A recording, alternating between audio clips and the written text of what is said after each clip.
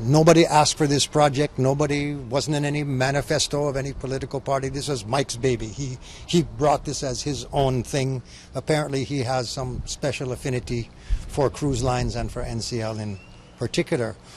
But I think it's a sign that Mike and his people at NCL are growing increasingly desperate because, okay, I am not on Facebook, okay, but people send me various postings from Facebook because they know I'm interested.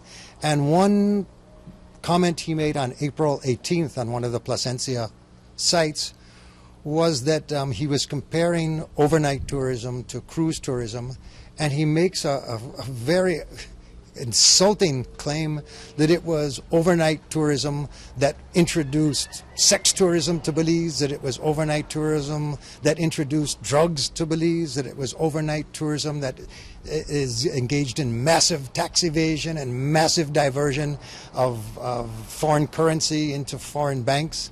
I mean, this is a man who was the CEO in the Ministry of Tourism, okay? Tourism, particularly overnight tourism, is the biggest part of Belize's economy. It is the largest employer. It is the largest foreign exchange earner. And this guy who was CEO now comes, that he's no longer CEO in tourism, now insults the overnight tourism industry by saying we introduced sex tourism, drugs tourism, we engage in massive tax evasion, we divert foreign currency. Well, if all these things are true, when Mike was CEO, why did Mike speak out against all these things? All of a sudden, now that he is in the pocket of the cruise lines, now Mike suddenly is the biggest enemy of overnight tourism.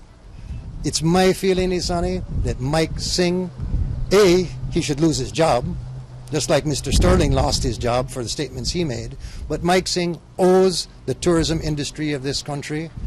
He owes the people who created and sustained overnight tourism and brought it from nothing to being the country's largest industry. He owes all of those people a very strong apology for the remarks that he said, and remarks that he will not even deny. He will admit he said them. He will say that they were taken out of context. There's no out of context.